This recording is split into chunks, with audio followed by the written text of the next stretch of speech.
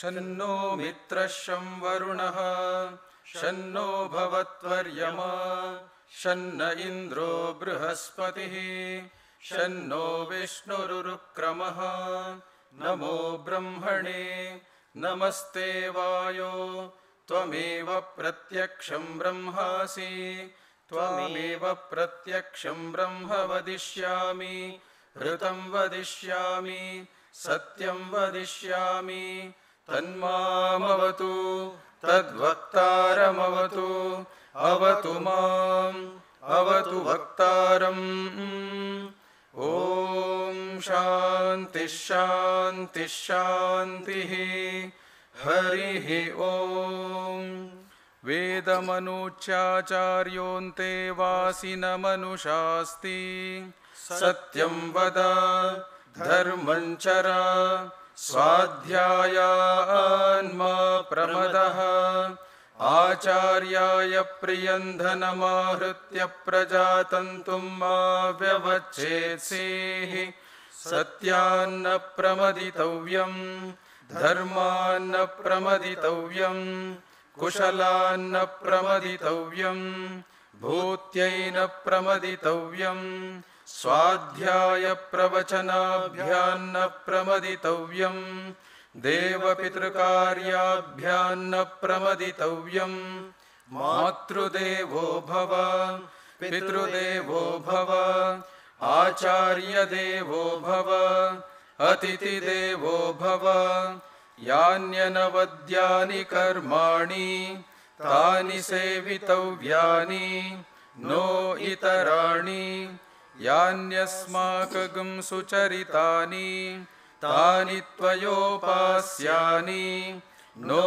इतराणि एके चास्मच्छ्रेयागुंसो ब्राह्मणाः तेषां त्वयासनेन प्रश्वसितव्यं श्रद्धया देयम् अश्रद्धया देयम् श्रिया देयम् ह्रिया देयम् धिया देयम् संविदा देयम् अथ यदि ते कर्म विचिकित्सा वा वृत्तविचिकित्सा वा स्यात् ये तत्र ब्राह्मणाः सम्मर्षिणः युक्ता आयुक्ताः अलोक्षा धर्मकामाः स्युः यथा ते तत्र वर्तेरन् तथा तत्र वर्तेथाः अथाभ्याख्यातेषु ये तत्र ब्राह्मणाः सम्मर्षिणः युक्ता आयुक्ताः अलोक्षा धर्मकामाः स्युः यथा ते तेषु वर्तेरन् तथा तेषु वर्तेताः एष आदेशः एष विपदेशः एषा वेदोपनिषत् एतदनुशासनम् एवमुपासितव्यम् एवमुचैतदुपास्यम् शन्नो मित्रशं वरुणः शन्नो भवत्वर्यमा शन्न इन्द्रो बृहस्पतिः शन्नो विष्णुरुक्रमः नमो ब्रह्मणे नमस्ते वायो त्वमेव प्रत्यक्षं ब्रह्मासि त्वामेव प्रत्यक्षं ब्रह्म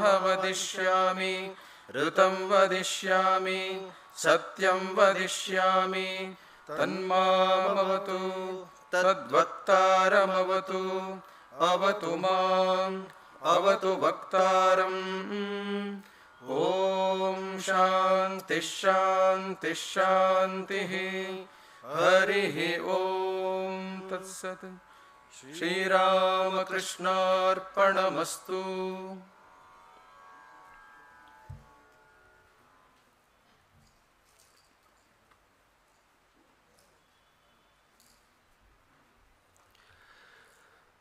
Pranams to all the monks for having rendered a wonderful Vedic invocation. May I now kindly request revered Swami Tadyuktanandaji Maharaj to deliver the welcome address and introduce today's speakers on the stage. Maharaj.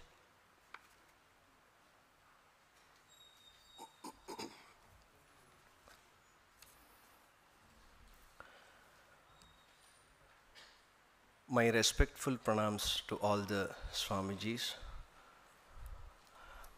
namaskars to all the brother monks, namaskars to all the devotees, students who are assembled here.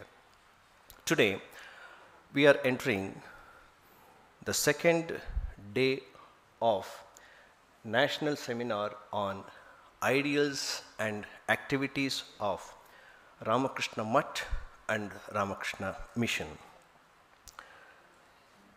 Today we have very distinguished speakers. Before that, I would like to tell you something about the ashram, this ashram for the newcomers. This ashrama is about 120 years old ashrama.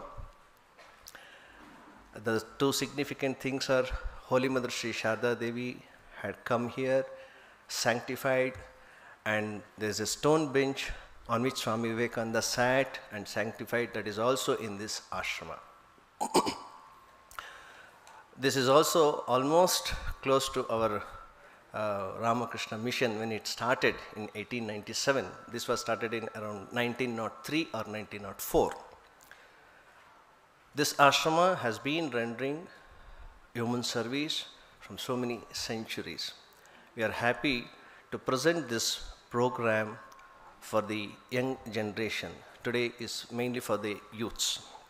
We have distinguished speakers of our country from our Ramakrishna order and also a few devotees. First, I would like to introduce Swami Nikhileshwaranandaji Maharaj. Currently, he heads Ramakrishna Ashrama at Rajkot, Gujarat. He graduated in chemical engineering with honors in 1970 at the Government College of Engineering and Technology, Raipur. Now it's NIT. Postgraduated in Industrial Engineering in 1972 from National Productivity Council. He worked briefly as a management consultant, then world-renowned, and he joined Ramakrishna Order at its headquarters at Belur Mutt, Howrah, West Bengal in 1976. Swamiji was the editor from 1989 to 2000 of the Gujarati monthly magazine Sri Ramakrishna Jyot, published by Sri Ramakrishna Ashrama, Rajkot, Gujarat. He was the head of our Porbandar Ramakrishna Mission Center from 1998 to 2005, where he was instrumental in constructing 37 school buildings and 3 colonies in the Porbandar district as a part of the 2004 earthquake rehabilitation project. He was also instrumental in starting Vivekananda Institute of Value Education and Culture, inaugurated by Dr. APJ Abdul Kalam, then the President of India, on January 12, 2006.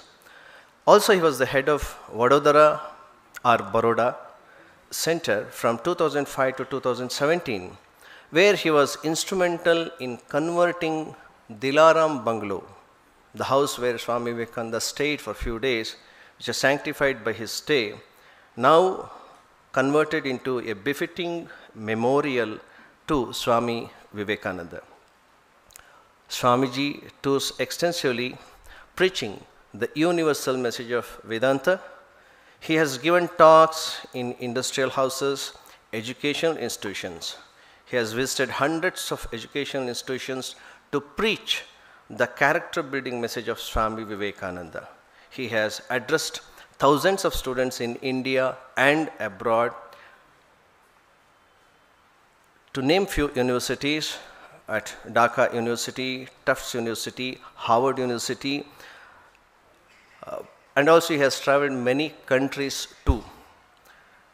His books, Happiness and Peace in Everyday Life, Teacher as a Torchbearer of Change, to name a couple, are top-rated books. 200 speeches, 2,000 speeches are available on Swamiji's YouTube channel. This is a brief introduction. Swamiji is a very respected and very senior monk of our Ramakrishna order. Maharaj, we are very happy that you have accepted our invitation and kindly graced the occasion on this 125th anniversary of Ramakrishna Mission. Personally, I offer my pranams, and on behalf of all our monks and the ashrama, devotees and students, I welcome you for this August Assembly, Maharaj.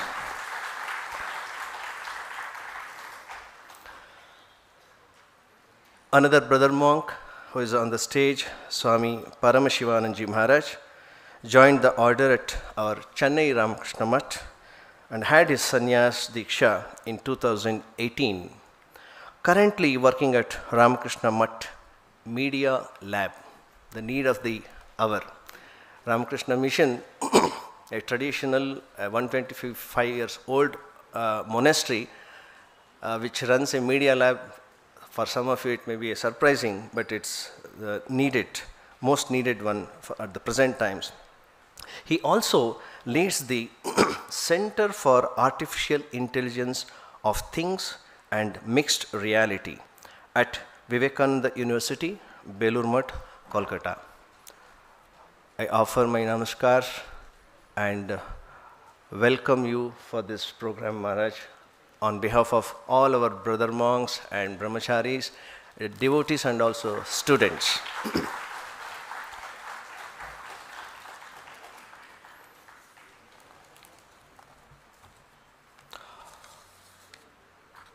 Also, we have,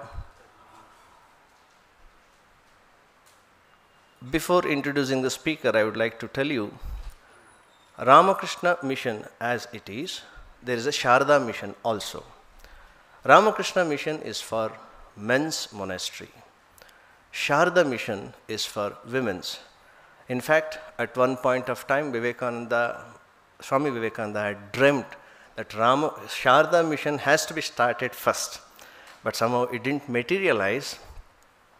Ramakrishna Mission started first, later it was started somewhere in 1950s. Many of you are not aware of Sharda Mission and Sharda Mutt. For that reason, I paused a little, deviated from the introducing the guest. Here in Bangalore, we have at RT Nagar, Mekri Circle, or on the way to New Airport, Pravrajika Divyananda Pranaji, a monastic member of Sri Sharda Mutt, is renowned expert of Yoga Vedanta. With her unique combination of knowledge in conventional sciences and traditional yogic and Vedantic texts, Pravrajika Divyananda Prana has been lecturing across India and abroad since 2010. Pravrajika Divyananda Prana is the editor of the English journal Samvit, published in New Delhi. Mataji was the principal of Nivedita Vidya Mandir School from 2014 to 2019. Mataji is also the author of books Science of Happiness and Self-Discovery. Both are available on Amazon. Currently, she is extensively working on Vedanta as the science of consciousness. She is very popular on YouTube channel also. I'm sure many of you have already heard of Mataji's lecture without knowing, but today our President Swamiji has brought luminaries from Ramakrishna Mutt and Ramakrishna Mission. We are privileged to have you, Mataji, here on this occasion. I offer my namaskars and welcome on behalf of all the brother monks and also Mataji Sariyar. I welcome you at the same time for being present on this happy occasion. On behalf of all the students, I welcome you once again, Mataji. Namaskar. We have one more distinguished speaker, very senior, Dr. Usha Vasthare, the founder of Yogakshema Rehabilitation and Wellness Center, has been the resident of the USA for the past 3 decades.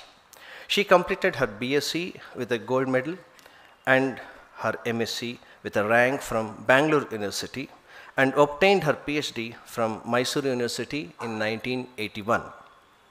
She has been a faculty member of Temple University School of Medicine, Philadelphia, USA for 17 years. She then essayed as the Clinical Research Project Coordinator at the Center for Parkinson's Disease and Movement Disorders, Pennsylvania Hospital, Philadelphia, USA. She has published over 70 research papers and abstracts in reputed journals and contributed to n number of journals and used to continuing medical education courses. She was an academic research advisor for MDs, postdoctoral fellows, PhDs, and master's students, and has been trained in hospice care for the terminally ill. Dr. Usha is an ardent devotee of ashrama since her childhood days. After a long and successful career and family life, she now devotes her time entirely to service activities in India and abroad, educating people about the workings of the mind through a combination of recent neuroscientific research and scriptural knowledge encompassing the message of the Holy Trio is the hallmark of her talks and workshops. Dr. Usha Vastare's objective is to introduce positive psychology and practical and scientific methods to lead a holistic living. She aims to bring the confluence of science and ancient wisdom in her talks and workshops. Her target audiences come from all stations and walks of life. I welcome you for this program on behalf of all the monks, devotees, students for this program.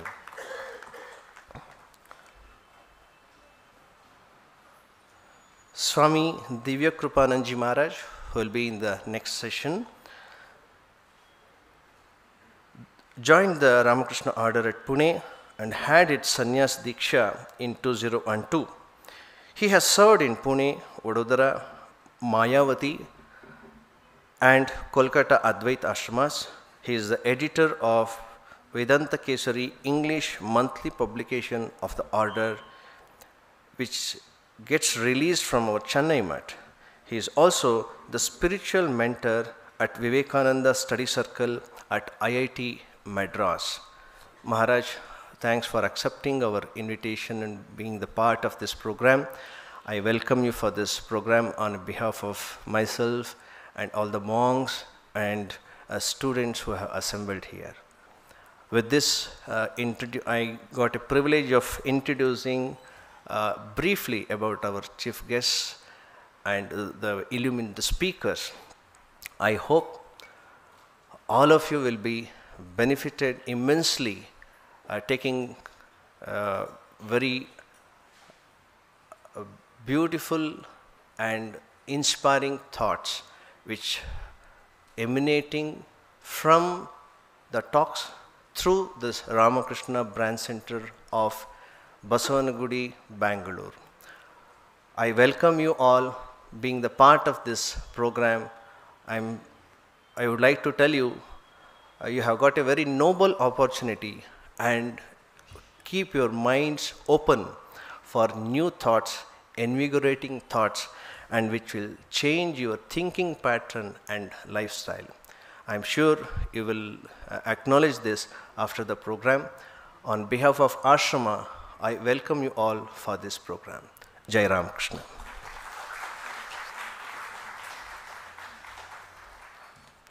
Thanks so much for the welcome and introduction, Swamiji. Before we begin with the first lecture, there are two important announcements. I kindly request all the audience present here to kindly switch off their mobile phones. It is not just to silent, but please do switch off. I know the election results are being published, so I'm sure that there is a lot of checking on the trends. But I would kindly request to switch off, and so that there is a focused attention for the lectures. The second important announcement is kindly wear the badge that has been provided for you at the registration counter. That is compulsory. Kindly wear the badge. Thank you. May I now kindly request revered Swami Nikhileshwaranandaji Maharaj, Adhyaksha Ramakrishna Ashrama Rajkot, to speak on the topic relevance of Ramakrishna mission in the present context. Revered Maharaj.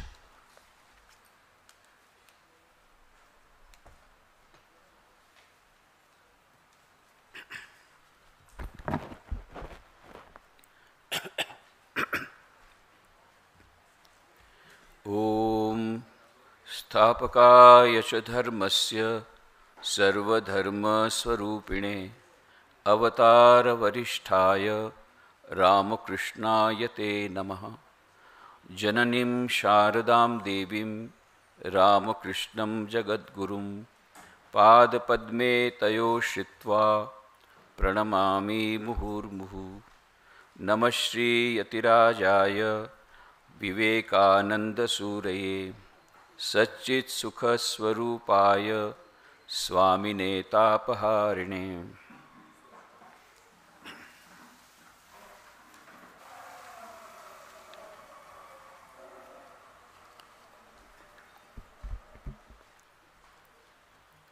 Respected Swamijis present here,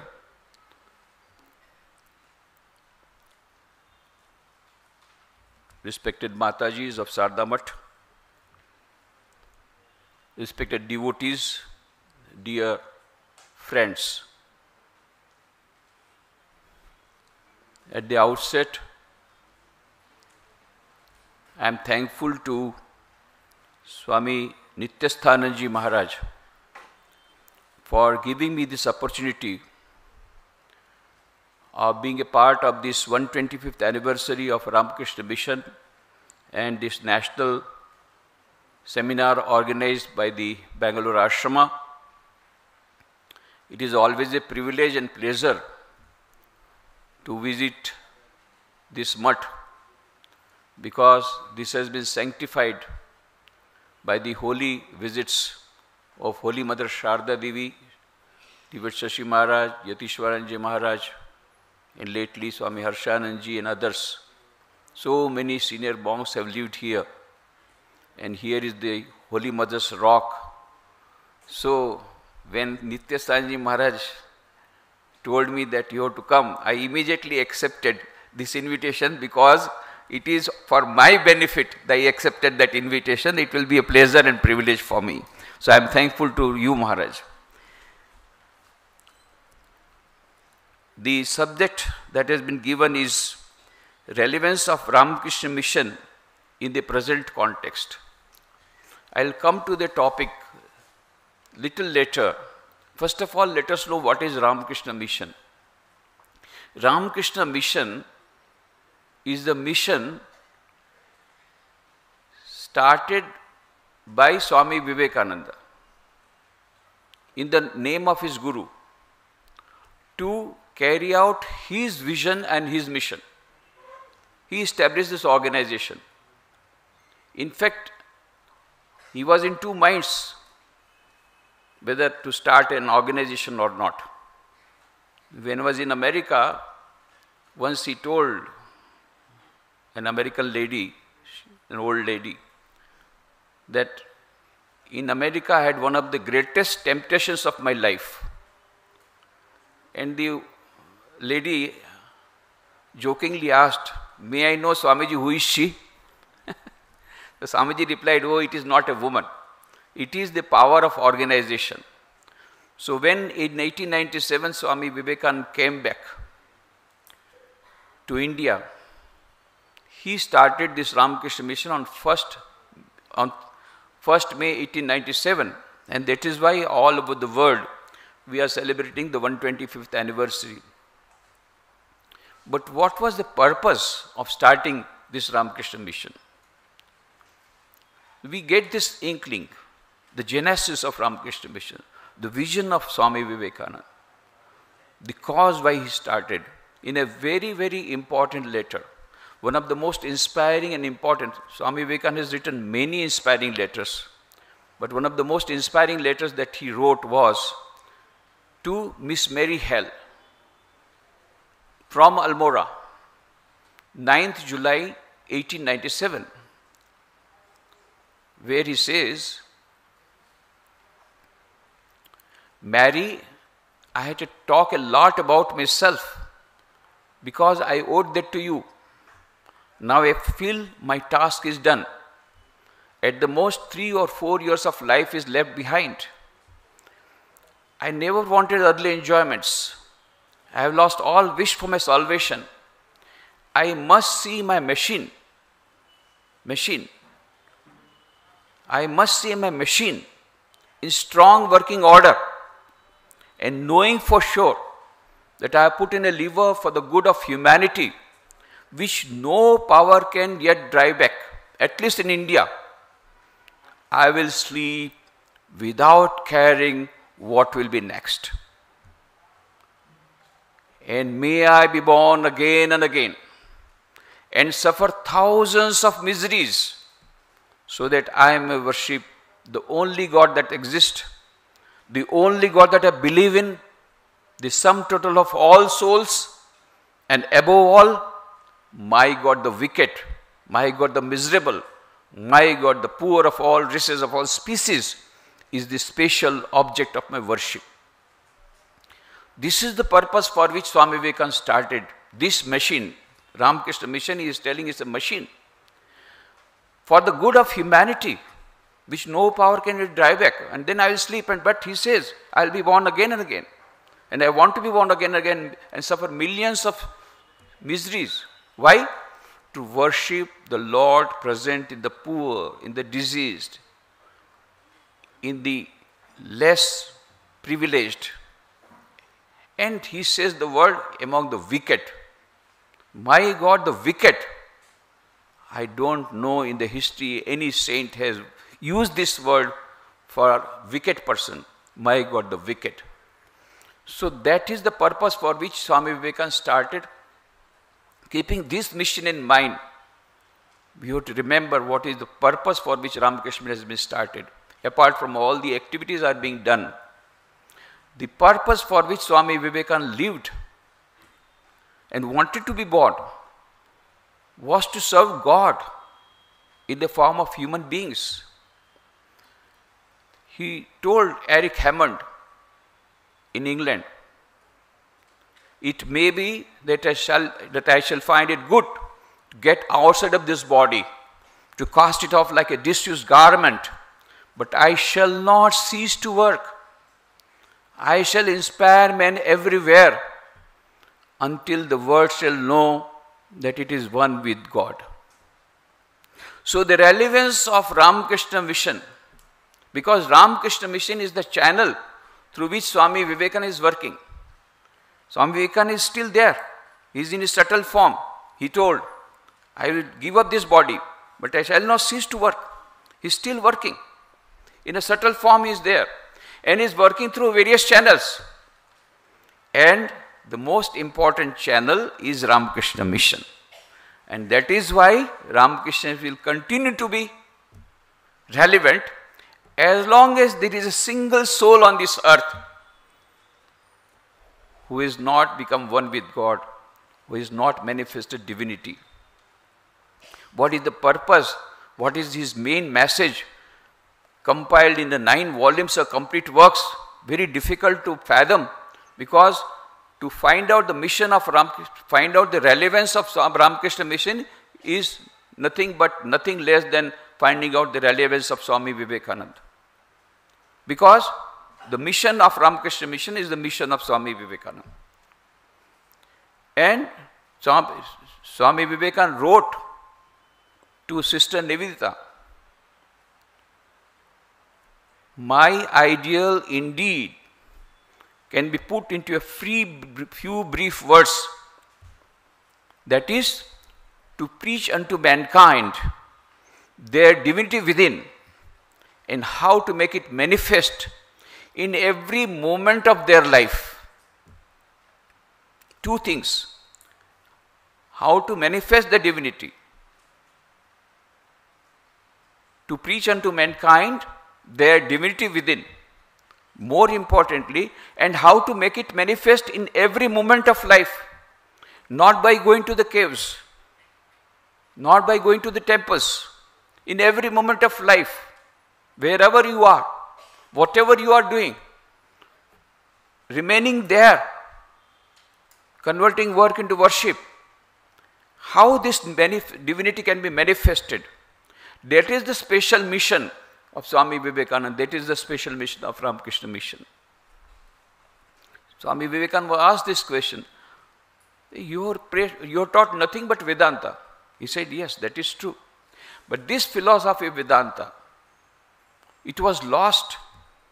Adi Shankaracharya came and he gave a new energy and a new fillip to it. And he preached this Vedanta, which we had forgotten, brought back the glory of Vedanta philosophy, Adi Shankaracharya. But what he did was, he kept this Vedanta in the ashramas, in the caves, in the forest. I am born to bring this Vedanta to the door of everyone, to the offices, to the industrial houses, to the business houses. Everywhere this Vedanta has to come. And so he gave it the name Practical Vedanta. What we want now is Practical Vedanta. This is the relevance of Ramakrishna mission. It is a new type of Vedanta, Neo Vedanta, Practical Vedanta. And Swami Vivekananda says, by this Practical Vedanta, a student will be a better student, a teacher will be a better teacher, an officer will be a better officer, when he knows or she knows that there is a center of divinity within, having infinite power. This manifesting the divinity within every moment of life, there is the special mission of Swami Vivekananda, the special mission of Ramakrishna mission. And that is why through all these centers, 265 centers, 200 in India, 65 abroad, all these activities, whether it is spiritual, whether it is medical, whether it is educational, whether it is relief, rehabilitation, all these activities, inside that is this motivation, this mission, that is bringing everyone ultimately to the manifestation of divinity, remaining in whatever they are. This is the special mission. So while introducing the complete works of Swami Vivekananda, Sister Nivedita says, this is the realization which makes Vivekananda the great preacher of karma, not as diverse from, but as expressing jnana and bhakti. To him, the workshop, the farmyard, the laboratory are as true and fit since meeting God with man as the door of a temple or the cell of a monk. No difference henceforth between sacred and secular. To work is to worship, to labor is to pray, to renounce is to conquer. This is the special contribution and this is the special mission of Swami Vivekananda. And he is trying to fulfill this mission through the machine that is Ramakrishna mission.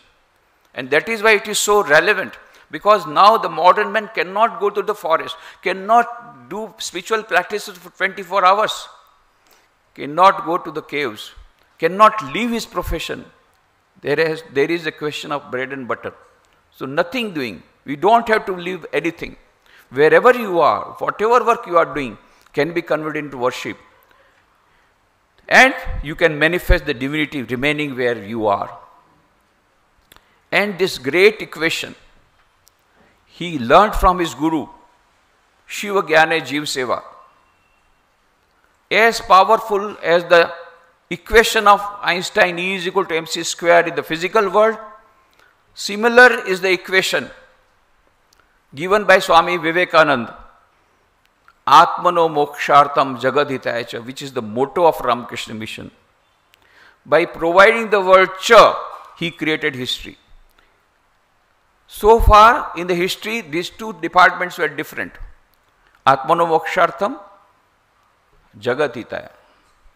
It was the prerogative of the spiritual organizations to go for Atmanamokshartham. That was their goal. And it was the prerogative of the social organizations to go for Jagathit. Swami Vivekananda combined both this and provided the word cha and. Atmanamokshartham Jagathitaya cha. Manifesting the divinity within by serving the society, serving the people. Why? Because inside them is also divinity. This Shiva Jnana Jiv Seva, he learned from his master Sri Ramakrishna in an incident that happened in Dakshineshwar. You know all about that incident. Sri Ramakrishna was talking about Vaishnavism, that there are three special qualities of Vaishnavism. First of all, Name Ruchi. You should have taste of the name of the Lord. You should take the name of the Lord. Second, in Vaishnava Seva, you must serve the Vaishnavas. And third is Jive Daya. You must be compassionate. You must be compassionate towards the souls, towards the Jiva, towards the people. And when he said Jive Daya, he went into superconscious state, Sri Ramakrishna. And when he came down into the normal plane, he said, what? Jive Daya? Showing compassion to the beings, human beings? Who are you to show compassion? You are just a small worm crawling on this earth, and you will do compassion? You will show compassion to others? No, no, no. Not Jive Daya. Jive Shiva Jnane Seva. Jive Shiva Jnane Puja. Not Jive Daya, not compassion to human beings, but worshipping the human beings, serving the human beings in the spirit of worship, in the spirit of the divine, because there is the center of divinity inside every human being, irrespective of caste, creed, color, religion, nationality. That is what Kathopadishad says. Esha sarveshu bhuteshu gulo atmana prakashate drishyate tograya buddhya sukshmaya sukshmadarshibhi. So that is the special mission. And this is what he told in the World Parliament of Religions in Chicago.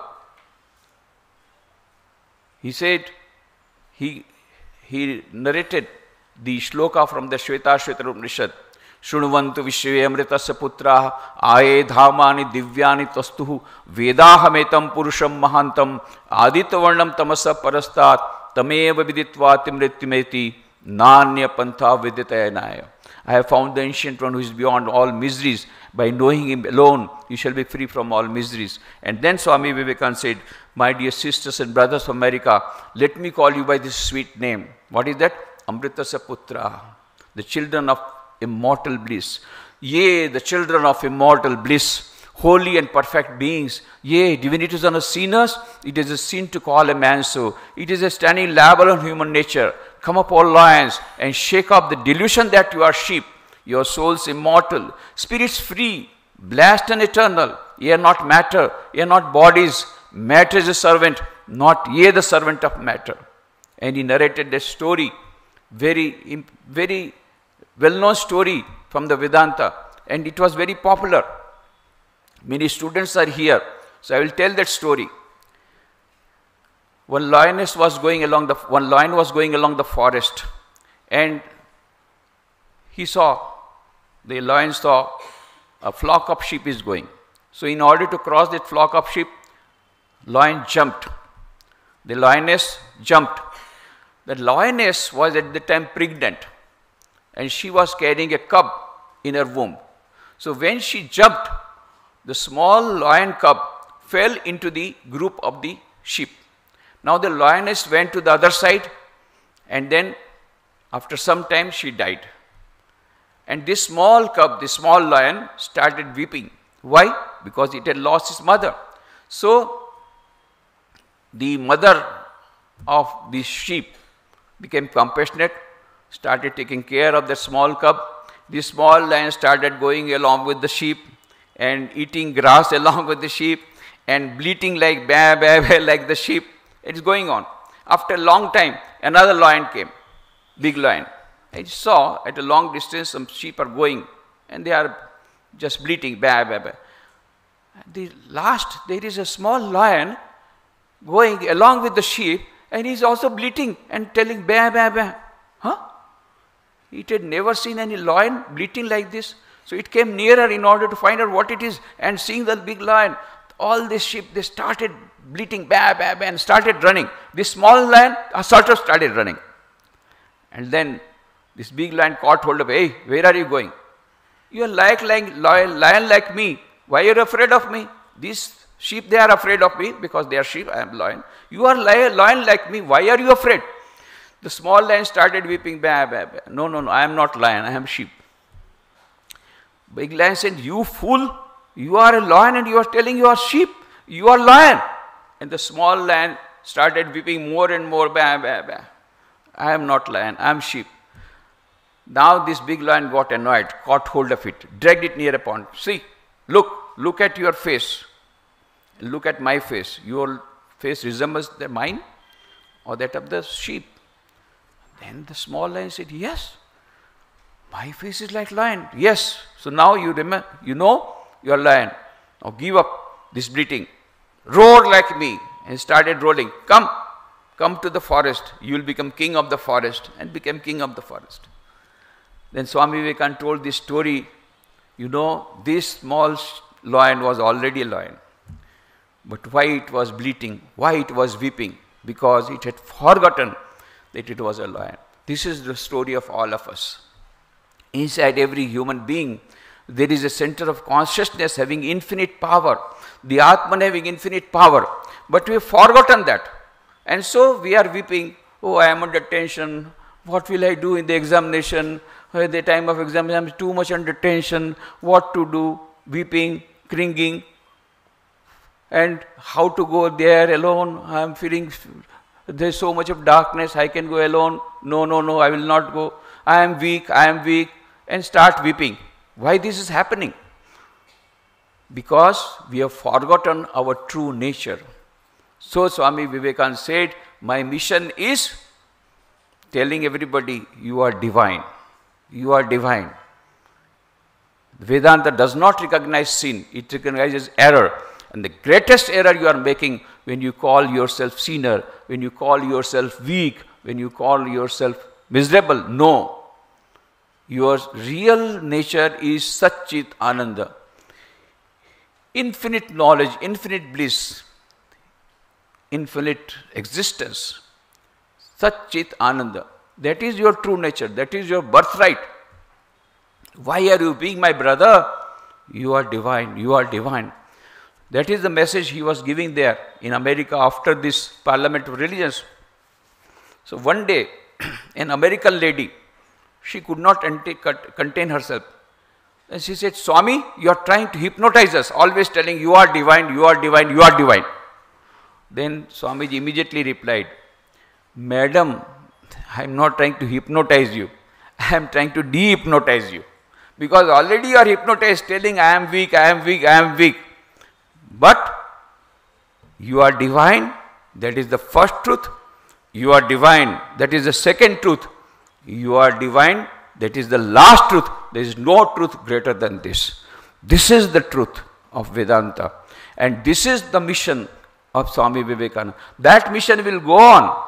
The Ramakrishna missions, this mission of helping others to manifest the divinity by serving others, by helping them to know their true nature.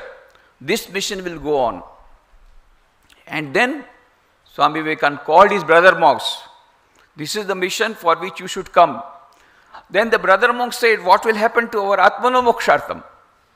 We have become monks for Atmanomokshartam. So he gave a beautiful word. He joined the word.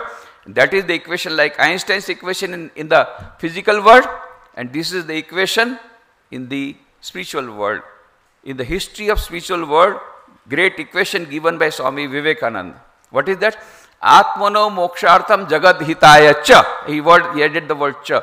Both are one. By serving others, you will be nearer to your manifesting of divinity. You will be nearer to moksha. You will not be going away from the moksha by serving others. And then Swami Vivekananda reminded them, all his brother disciples and his disciples at that time. So far you had heard the mantras. Matru Devo Bhava. Just now we also heard a little while ago the mantras. Matru Devo Bhava, Pitru Devo Bhava, Acharya Devo Bhava, Athithi Devo Bhava.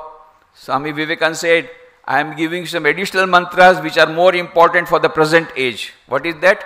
Daridra Devo Bhava, Rogi Devo Bhava. Worship the God coming in the form of the poor. Worship the God coming in the form of the deceased.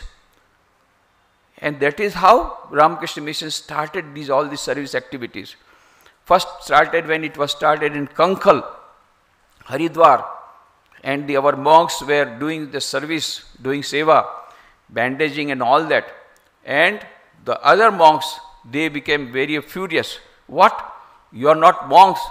They gave the beautiful name to us. The name was Bhangi Sadhu. Because why Bhangi Sadhu? You are touching all the people. You are untouchables. You give the bandage to them. So you are Bhangi Sadhu.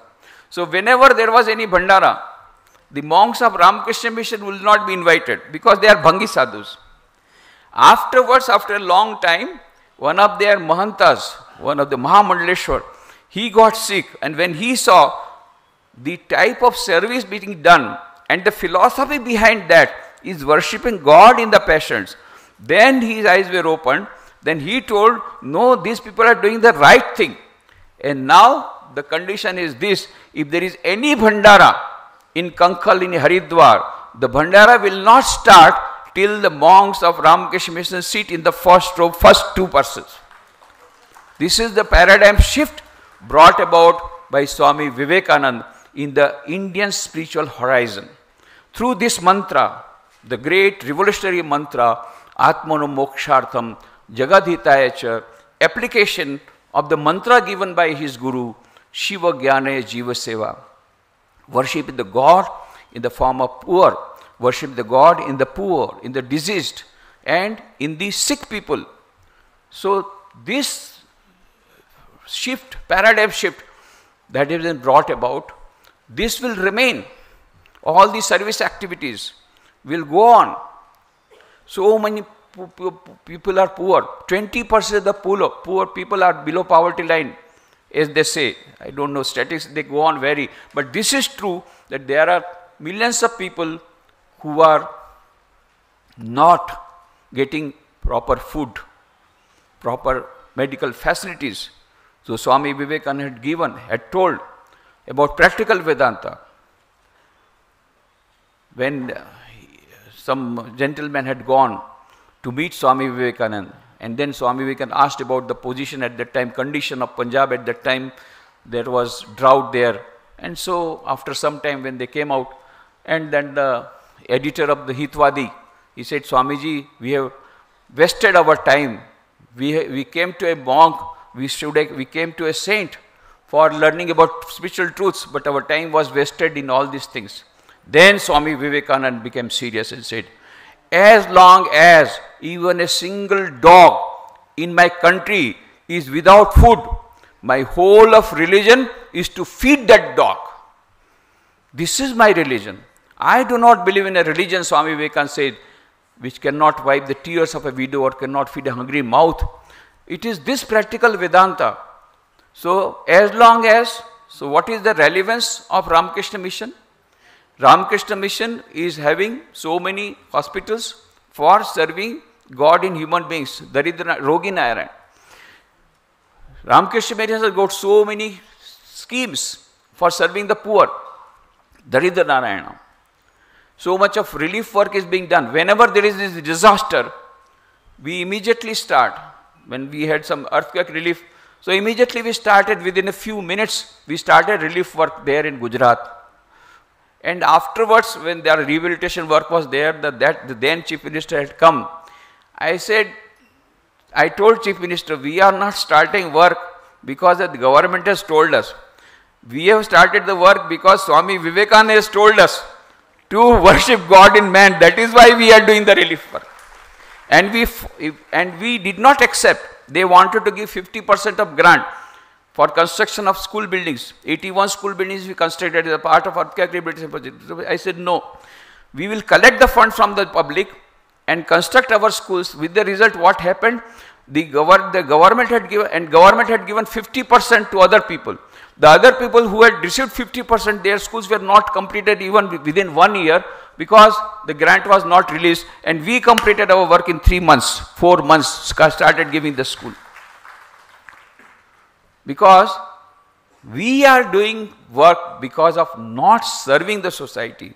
We are taking it as a worship, because of the equation given by Swami Vivekananda, Atmano Mokshartam Jagaditaya.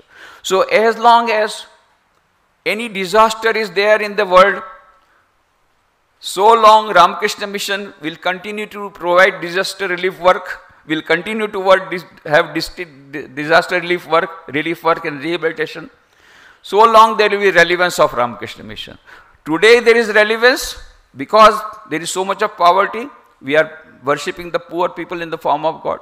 Today Ramakrishna Mission is relevant with 14 indoor hospital and 140 dispensaries and 130 mobile dispensaries and 1 crore of patients being served and all that, or thousands of students getting education in our schools and colleges, educational institutions. All this will continue till there is a want, and these services will continue. So the relevance of Ramakrishna Mission will also continue till that type of demand is there, because the purpose is not only to serve others, purpose is Atmano Mokshartam Jagaditaya. As long as Atmano Mokshartam is not there, as long as the divinity has not been manifested, we will have today this service will go on. Another thing, when Ramakrishna Mission was started, Ramakrishna Mission, there he said, Swami Vivekananda said, if anybody has to fill up the declaration form, he will write there that I will respect all the religions. In fact, in Ramakrishna Mission, as you might have observed, we celebrate all the types of functions. We celebrate all the functions of all the faiths. We have Buddha Jayanti, Mahavir Jayanti, even Christmas Eve also is celebrated in many centers. In many centers of Bangladesh, we have Islamic celebrations, also celebration on the Islamic functions, Islamic days, when there is some special days of Islam. Everywhere. So, we are not discriminating on the basis of any faith or religion. This is a special prerogative of Ramakrishna Mission. Why? Swami Vivekananda said, Sri Ramakrishna's life itself was a parliament of religions. He practiced various faiths by turn. First he had the vision of Mother Kali, then the vision of Rama, then Krishna, then so many other gods and goddesses. He practiced in various ways. He practiced in various ways of Hinduism. And then he also practiced Tantra under Bhairavi Brahmani. Then he practiced Advaita Vedanta under Totapuri. And then he he achieved Nirvikal Samadhi. Then he practiced Islam for some time. And he had the vision of Muhammad. And then he practiced Christianity. And he had the vision of Christ. After practicing all these faiths and religions, in the laboratory of his life, Sri Ramakrishna practiced that. And then he declared, Joto Mot, Toto Pot. As many faiths, so many paths. So, God of All is the book by Claude Allen Starr, where he says, in the present age, it is very, very important to find out the unity between all religions. Otherwise, there is so much of conflict, so much unrest, and so much of violence in the name of religion.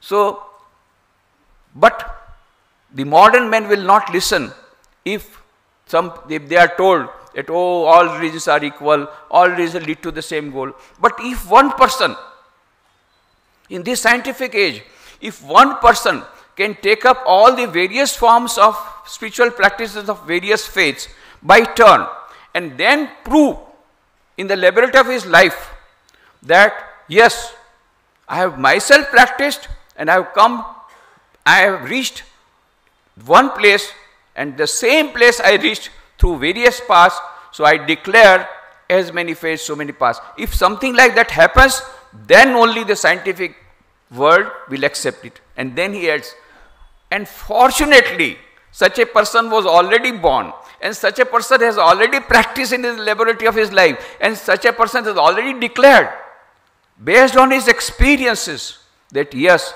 he has many faiths, so many paths. But unfortunately, the world is unaware about it.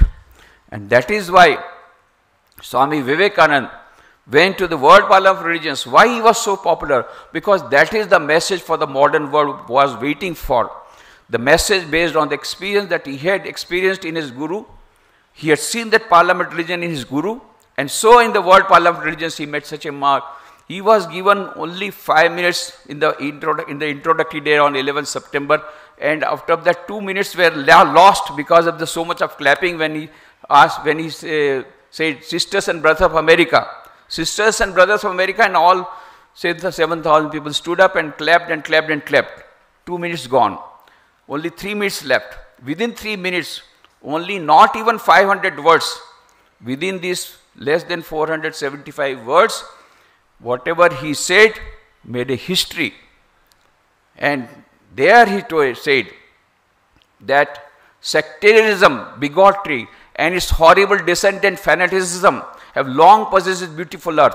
They have drenched it often and often with human blood and destroyed civilizations and sent whole nations to despair.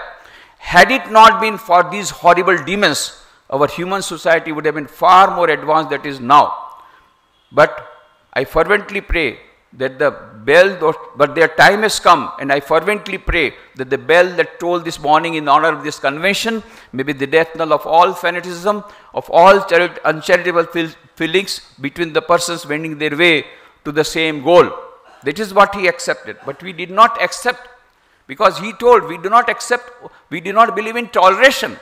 We accept tolerance as equally true in India. So this is what he had told, but we did not accept that his message. So there was another 9/11. He said this on 11 September 1893. That was also 9/11. And then we did not accept his message. So after 108 years, that is again on 11 September 2001, the Twin Towers, World Trade Centers in New York were destroyed. Why? Because of fanaticism, because of bigotry, against which Swami Vivekananda. So this problem still persists, and Ramakrishna Mission is trying not only through interfaith conferences. We have many interfaith conferences, interfaith conference. We had an interfaith conference on 30th last month, and we are going to have interfaith conference in Rajkot on 18 June, and representatives from all over the world, from all over various religions will come, and we are having. But one difference, we are not only talking about harmony, we are not only having seminars, but we practice. Our monks practice, and we have our monks who are basically Muslim and yet with us. We are basically Christian and yet with us in the Ramakrishna Mission. They are from various countries, from various faiths. So Ramakrishna Mission is truly a global organization. And now is the question of globalization, okay? But where is the global peace? Global peace cannot come till there is a global civilization. Why? Because Samuel P. Huntington in his book says, the clash of civilizations and remaking of a world order. He says there will be always this violence going on, unless until, because this is not a clash of civilization, this is not a clash between religion, between countries, it is a clash of civilizations. So unless until the clash of civilizations stops, there cannot be global peace. Global peace can come only, we can avoid the clash of civilizations. That can only come when there is a global civilization. And global civilization cannot come till we say goodbye to sectarianism, bigotry, horrible descendant fanaticism, as Swami Vivekananda told. So it is in this context, Joto mat toto path, another equation. As many faiths, so many paths. Very important equation for which Ramakrishna Mission is not only preaching but practicing, which is very much relevant for the modern world. If we want to have global peace, then the world will have to accept, because now communication technology undergone tremendous transformation, so you cannot remain isolated. It has to be a global civilization, or either be a part of global civilization or get destroyed. So in that context, this interfaith harmony, this respect towards other faiths become very much important. So Swami Vivekananda, when he started Ramakrishna Mission, anybody wanting to become a member of Ramakrishna Mission, he has to give a declaration that I will respect all religions. And that is why when there was the centenary of Swami Vivekananda's Chicago addresses, which was organized at Paris, headquarters of UNESCO. So at that time, the Director General of UNESCO was Dr. Federico Mayer. So he was asked this question of all the organizations, why UNESCO is celebrating the centenary of Swami Vivekananda's participate in the Parliament of Religions. Then Dr. Federico Mayer, the Director General, gave the fitting reply. Even today, we are suffering from the bad results of fanaticism, terrorism, and terrorism arising out of fanaticism. It is a terrorism not based on only economic and political fronts.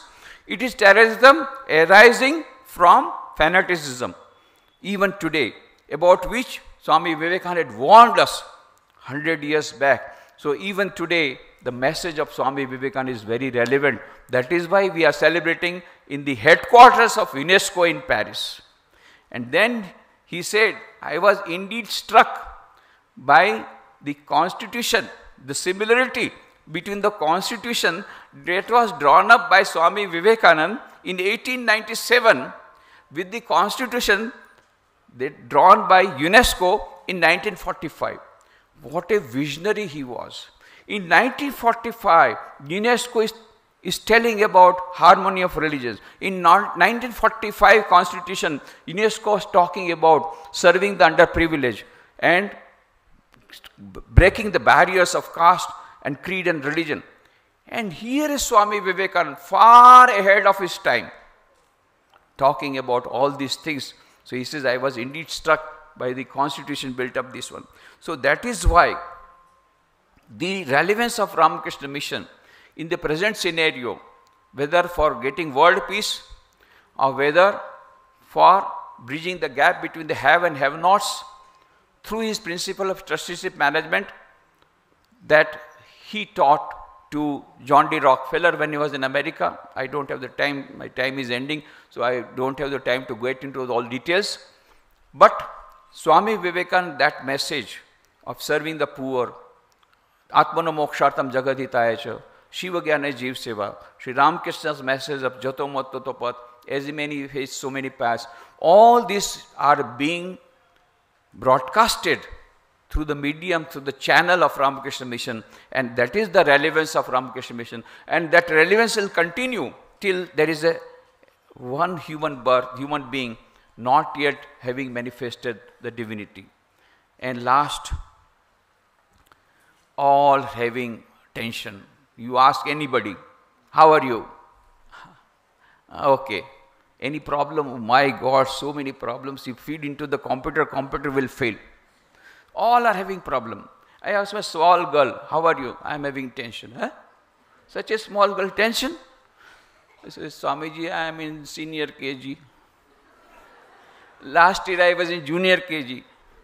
And I got first class first. Now my mom has told this time also, you must come first class first. So I'm in terrible tension. Right from the children to the old people of course under tension when they will be sent to old age home, they don't know. And the husband is under tension because when he will be told there is a lockout, there is a goodbye to the job, when he will lose the job, he doesn't know. VRS will be given. VRS means voluntary retirement scheme. It comes compulsorily. So compulsory voluntary retirement scheme will come, we do not know. So he is under tension. And old people under tension. Wife, of course, is under tension. So many problems. Taking care of the children who are like monkeys, then taking care of the mother-in-law and all this management, and most important, not able to get the maid servant, management of maid servant, all these problems. Everybody under tension. So that is why everybody is in search of peace, search of happiness, peace. Everybody in search of peace. Outside peace, inside peace, mental peace. This is what we are. Swami Vivekananda gave a golden formula for getting inside peace. He said, we are searching for peace. We are not getting peace because we are searching at a wrong place. मोको कहाँ तू ढूंढे बंदे, मैं तो तेरे पास में, खोजोगे तो अभी मिलूंगा पल भर की तलाश में. That is what Kabir said. The center of infinite happiness and peace is within, but we are searching outside. So that is why we are not getting the peace. So peace is inside. So try to discover that peace inside, for which Swami Vivekananda has given beautiful one paragraph. He has given the gist of Vedanta in his book on Raj Yoga. Each soul is potentially divine. The goal of human life is to manifest this divinity within by controlling nature, external and internal. Do this either by work or worship or psychic control or philosophy, by one or more or all of these, and be free. This is the whole of religion. Doctrines, dogmas, rituals, temples, churches, mosques are but secondary details. So this is the crux of the religion, spirituality, development of SQ, how it will come. There is a lot of talks going on about SQ, spiritual intelligence and all that. But they don't know how to get it. Swami Vivekananda has given very easy method, 4 methods of achieving and developing that SQ, spiritual intelligence. How? By manifesting the divinity. How? By controlling nature, external and internal. How? By 4 yogas.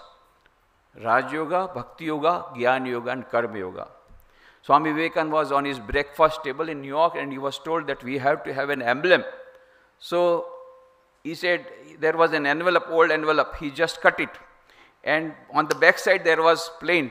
So he drew a picture and he said, send to the artist, he will make a beautiful design out of it, and then let there be the emblem. What was that emblem? That is the same emblem that you find everywhere. This is the emblem of Ramakrishna Mission. This is a registered emblem. No other organization can have this emblem. And this was designed by Swami Vivekananda. He said emblem should be such that gives the whole gist of the philosophy of that organization, the mission and the vision of that organization. Everything is there. What is that? That is the serpent. Serpent denotes Kundalini Shakti because the Kundalini power rises from Muladhara to Sahasrara to Sushumna. So Raj Yoga means awakening the Kundalini. So serpent power, serpent denotes Kundalini power, that is Raj Yoga. And the sun denotes knowledge, the Gyan Yoga. Then waves of water are the waves of karma, that is Karma Yoga. And the lotus denotes love, that is religion of love, that is Bhakti Yoga. And inside that is the swan. And it is written, Tanno Hansa Prachodayat. This is how the vision of Paramatman is obtained. How? The vision of Hansa or Paramahansa is equal to Paramatman is achieved by combining these 4 yogas. This is the greatest gift of Swami Vivekananda, and this is the emblem of Ramakrishna Mission, and that is the relevance of Ramakrishna Mission. The emblem is the relevance of Ramakrishna Mission. Whenever you see the emblem, we have to practice these 4 yogas. What happens? When we practice these 4 yogas jointly, we can practice it. Each and every yoga is capable of taking you to the Supreme. But Swami Vivekananda says combine all the 4 yogas. That will give you integrated development personality. That will mean many of the dangers will be avoided while practicing the 4 yogas. At the same time, you will get the added advantage of all the 4 yogas. So Romarola says Swami Vivekananda rode on all the 4 horses simultaneously, all the 4 yogas. So how the monks and the devotees, they practice these 4 yogas. In the morning we have Mangal Arati, so that is Bhakti Yoga. Then we have chanting from the Upanishads, and there is some reading from Gita and all that, so Gyan Yoga. Then all people will meditate, so Raj Yoga. Evening again Khandana Bhavandana, Jagavandana Vanditamai. So evening Arati, prayer, that is Bhakti Yoga. Then all will meditate, Raj Yoga. And then there will be Kathamrit reading or some scripture reading, that is Gyan Yoga. And whole day, Karma Yoga. Whole day, service, Seva Yoga. Serving, irrespective of caste, creed, color, religion, nationality. So all these service activities of Ramakrishna Mission going on all over the world is nothing but the explanation of this emblem. Combined 4 yogas, and Swami Vivekananda says the modern age, when so many people are suffering, let the Karma Yoga be given a little more importance, but all 3 other yogas also equally important. Practice these 4 yogas. What will happen? You will be able to manifest the divinity within, by which you will get infinite happiness, infinite joy, infinite bliss, infinite knowledge, and at the same time other people will be also benefited. It is double benefit. In Gujarat, when we tell something, first question they will ask, फायदो शू था से? What is फायदा? Profit क्या होगा? पहले profit बताना पड़ेगा. तो दे आई टेम 2 प्रकार का प्रॉफिट होगा. डबल प्रॉफिट की बात है ये. डबल प्रॉफिट, हाँ, आत्मनो मोक्षार्थम जगदिते च. The person who will be served will get either roti, kapda, makaan, something, उसको भी फायदा हुआ. और the person who is giving, what he will get? God, infinite knowledge, infinite happiness, infinite bliss, double फायदा, दोनों को फायदा हुआ. आत्मनो मोक्षार्थम Jagat Hitaya. So that is the emblem, that is the motto of Ramakrishna Mission. This emblem of Ramakrishna Mission, they all denote the relevance of Ramakrishna Mission. This relevance will continue till there is a single soul on this earth who has not manifested the divinity. That is the mission of Swami Vivekananda. That is the mission of Ramakrishna Mission. Thank you very much.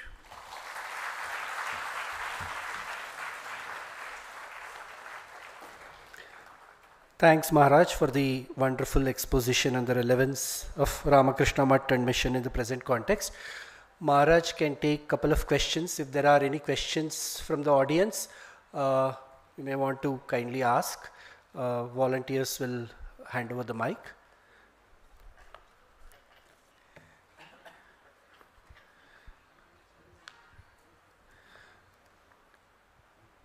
Any questions on the current topic?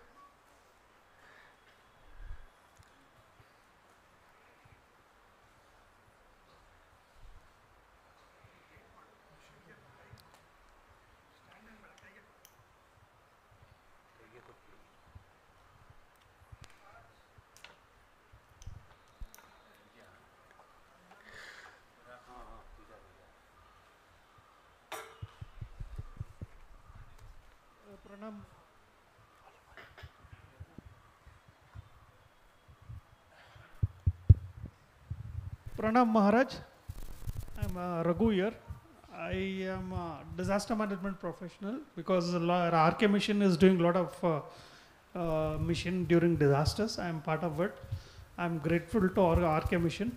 Guruji, my question is maybe the communities now are based on caste.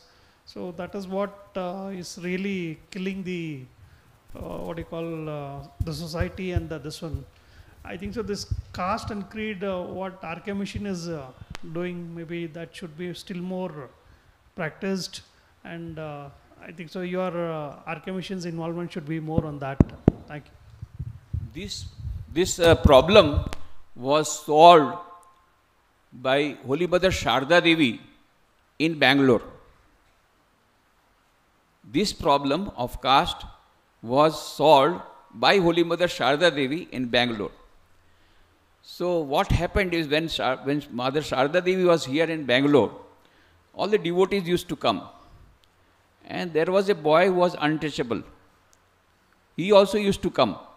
Other people did not like, but for Holy Mother, all her children. So he allowed that boy. And what happened, these people, they said, we want to have food together, we will have prasad together. You will be also, we will have a nice bhandara, you will be also there, and we will be also there. Yes, yes, we will be there. So, mother said, okay, no problem. But she made a condition. But that boy, Adi Mulam, his name was Adi Mulam. Later on, he became superintendent in some company in Visakhapatnam. But that time he was an untouchable boy, small boy, 14, 15 years maybe, Adi Mulam. So he said Adi Mulam also should be also allowed to take lunch with us. Now they cannot say no. So he reluctantly said, okay, okay. And mother said, Adi Mulam, you come little advance that day.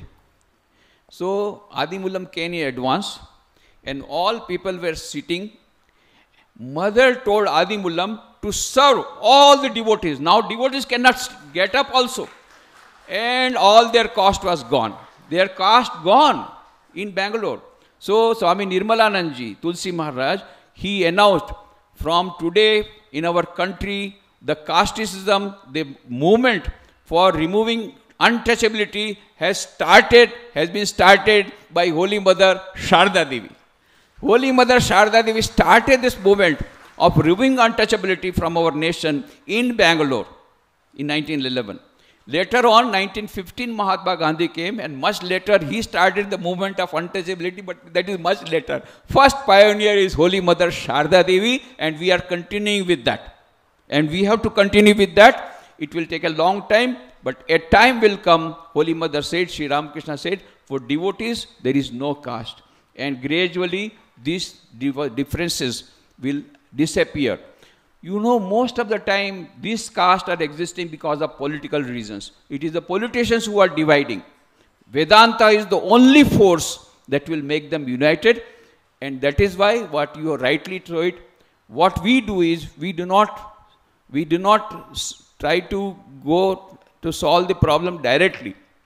What we do is that, when we preach Vedanta, this problem gets resolved automatically.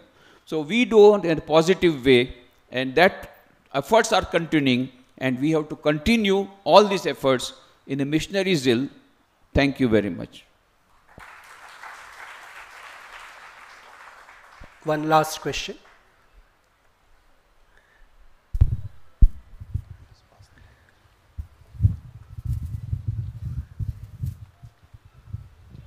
Pranam Maharaj. Myself Uma. So I have a question. In this statement, Atmano Mokshartham Jagat Hitayacha, we can see only Jagat Hitayacha. How can we see that Atma is also getting towards moksha? What ensures that we are on the path of salvation? Yeah, that's a very good question. That was the question that was asked by the Guru Bhais also to Swami Vivekananda and the disciples also. And today you are asking this question. So Swami Vivekananda said, if you serve the people for millions of years, infinitely, you are not going to get Atmana Moksha, to be sure. You cannot. You can get Atmana Mokshartham only if you serve God. God who is coming in the form of poor, God who is coming in the form of the diseased.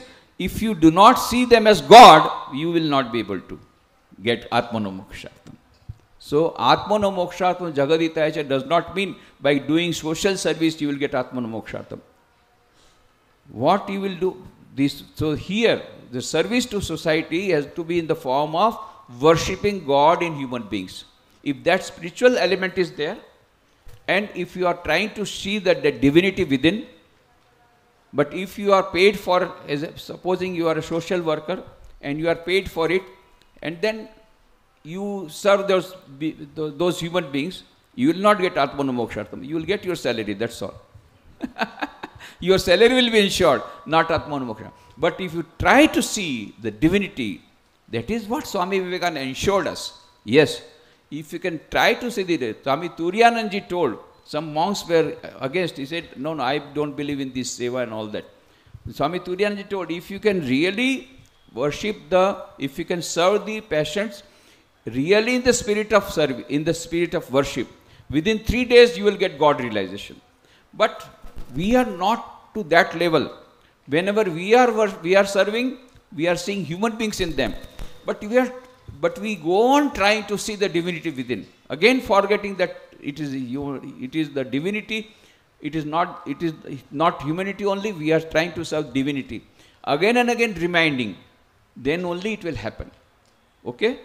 So, Atmana Mokshartham Jagaditayacha means trying to serve others in the spirit of worship, trying to serve God in man, trying to serve the God in the form of disease, in the form of poor.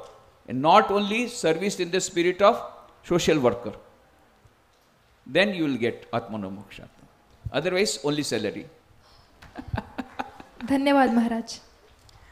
Thank you very much, Maharaj. We are ending the session now. I now kindly request Revered Maharaj to occupy the front row of the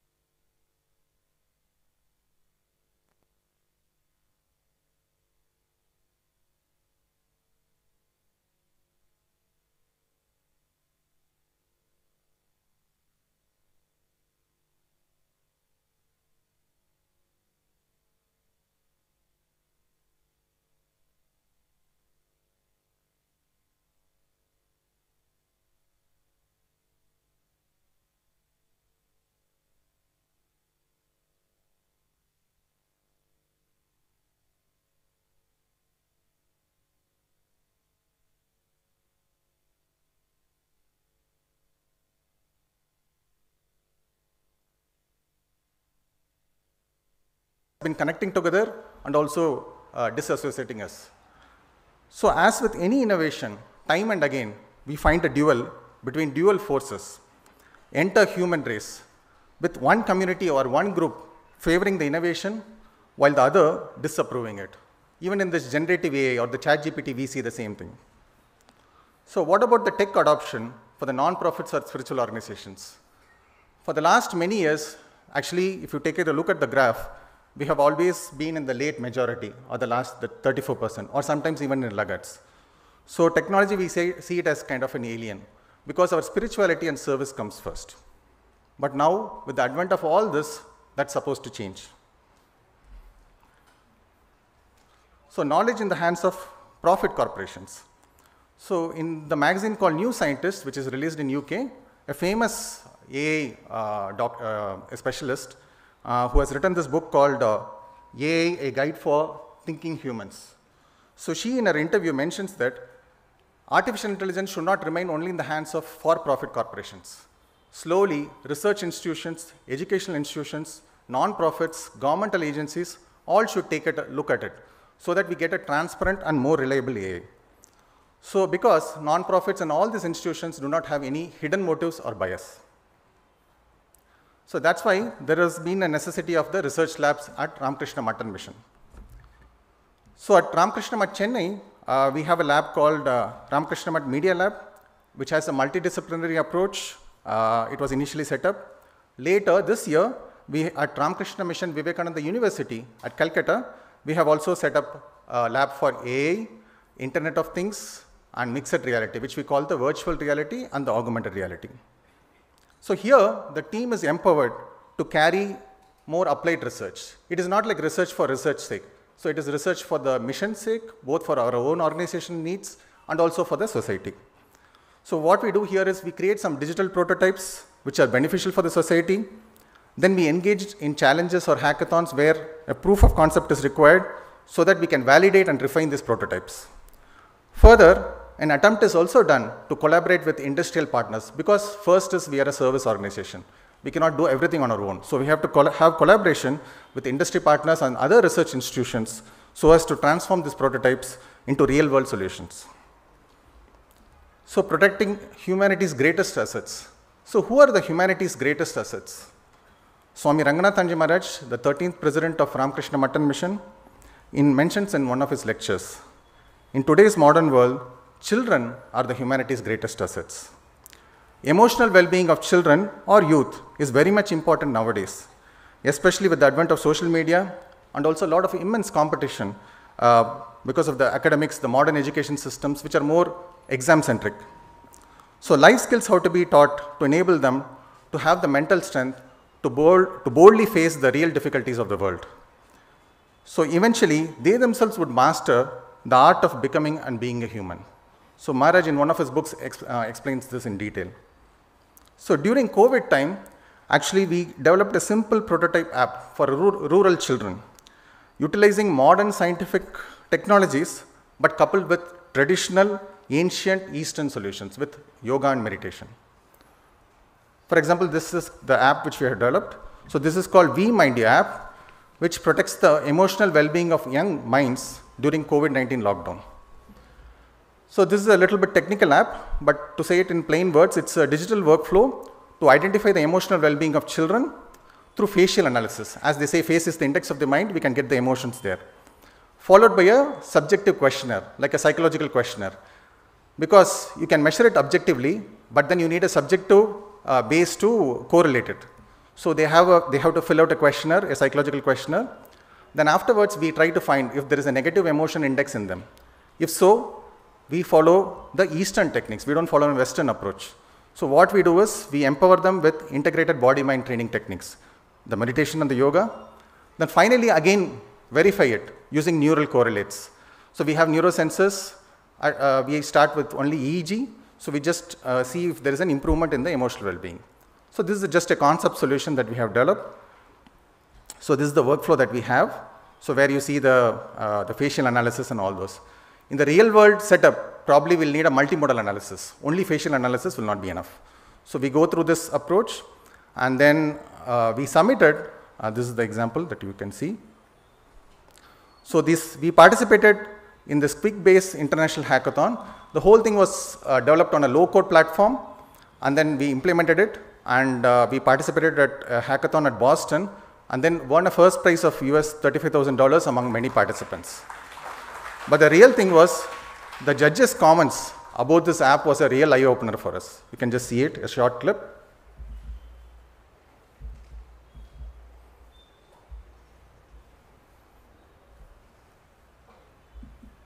And finally, the big grand prize best of show winner, I'd like to ask Armel to talk to us about who brought home the hardware, the #1 top prize in our $250,000 quick-base hackathon.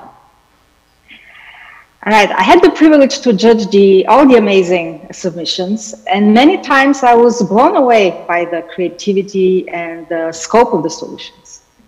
This particular submission stood out to me very specifically as someone working in the tech industry and also as a parent, because it really signifies the embodiment of the power of technology to solve incredibly complex human problems. Its mission is to help millions of children and have a significant impact on their lives. And the solution that this team came up with uses a plethora of technologies that work seamlessly together to assess the emotional well-being of underprivileged children and allow the people helping them to focus on their most pressing needs. The children are assessed by a variety of ways: non-invasive neural scans, facial emotional analysis, and the questionnaires.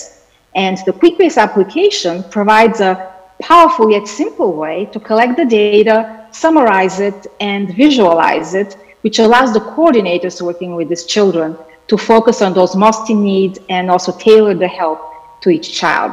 So I'm extremely honored and privileged to present our first prize, going to Remind You: Emotional Well-Being of Kids during COVID-19. Congratulations, team. Really well done. Yeah, congratulations. That's just great. We're so thrilled to bestow the first place award to this team. It was just absolutely a tremendous app and really meaningful in terms of providing positive impact. Would love to get a sense, Ryan, Lawrence, Armel, just a little bit more of your reflections on this app, as well as, your reflections on the hackathon overall. Yeah, I can kind of share my thoughts on Remind You. I definitely thought it was really, really innovative and cool to how they just integrated the tools that they use in general to capture this data regarding mental health and mental wellness, and linking that back through, I think, the use of Azure to QuickBase, and just being able to capture all of those data points that in themselves are just numbers, but like they tell a story about each individual child. And so I thought that was definitely meaningful, but just a mixture of both the automation and the human touch of obviously the counselors being able to look at that data and then come up with an action plan to help those kids. Is just amazing. Excellent. Excellent. So you would have heard about one of these judges talking about the human touch and the app being human-centric, which is much more important. Because what he liked the most, in spite of all the automations and various AI technologies that are being used, the human touch or the human-centric nature, it's very pertinent.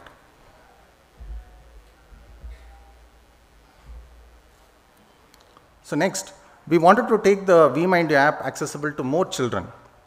Meanwhile, Indian government, a government of India, with 6 ministries, was conducting a toy-based competition called Toykathon, where indigenous toys built in India need to be developed rather than importing toys from China.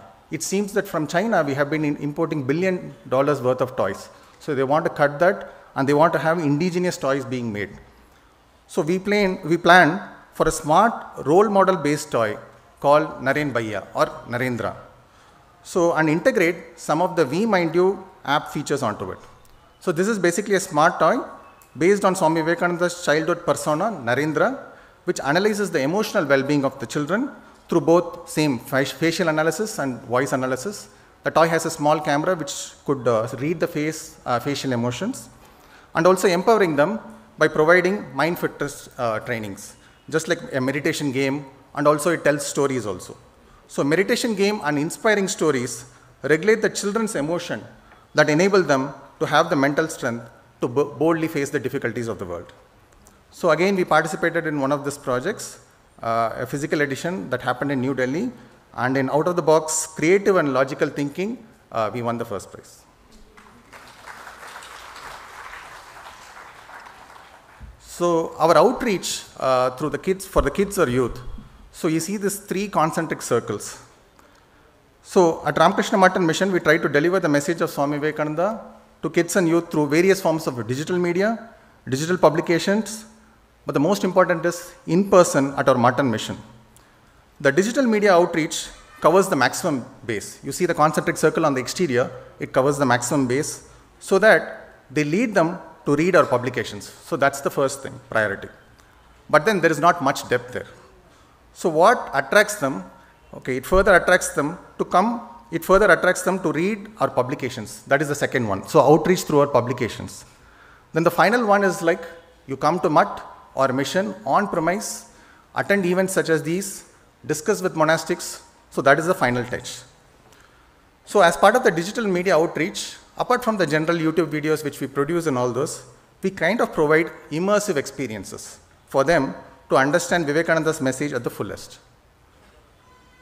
So at Vivekananda House, Chennai, where Swami Vivekananda had stayed for 9 days, that is near Marina Beach.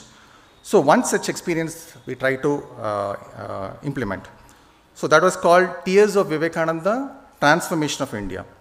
It's the first 4D virtual reality movie on Swami Vivekananda that explores his wandering days in India, in which he sees the miserable condition of India and the degradation of our glorious culture by the continuous foreign invasions. So in this movie we show like he swims across the sea, which are shark infested, at Kanyakumari, and meditates on a rock 3 days and nights without food or water to discover the means to improve the condition of the masses and revive the ancient culture of India. So this is a very immersive experience. So what we do is like we actually have a boat and people come in and sit inside the boat. So our goal is like to create a time travel experience. So from the current age, you are moving back to the 1890s and you sit inside the boat and you will, once you wear the virtual reality glasses, you will be immersed into that world. And you will really feel Swamiji going inside the ocean, swimming against the sharks, and then entering into the rock so as to meditate. So it has 4D immersive experience such as water effects, aroma, wind effects, and all those are there. So when you visit Chennai, please ensure you visit Vivekananda House. Next is another experience called Arise Awake. Swamiji said, Arise Awake, stop not till the goal is reached. So that inspiration actually came from Kathopanishad, the tale between Yama and Nachiketa. So we have again got a multi-sensory experience. It's called Arise Awake, Discover Your Inner Strength. So it tells the coming of age story of Naren's inner transformation into Swami Vivekananda.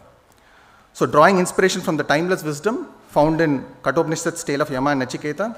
So this follows a young Naren who, despite facing challenges in his earlier life when his father passed away, then suddenly inspired by the true sense of self, he gets the guidance from Guru Sri Ramakrishna and then tries to get the self-realization. As a result, he discovers his inner strength and encourages others to pursue this higher path.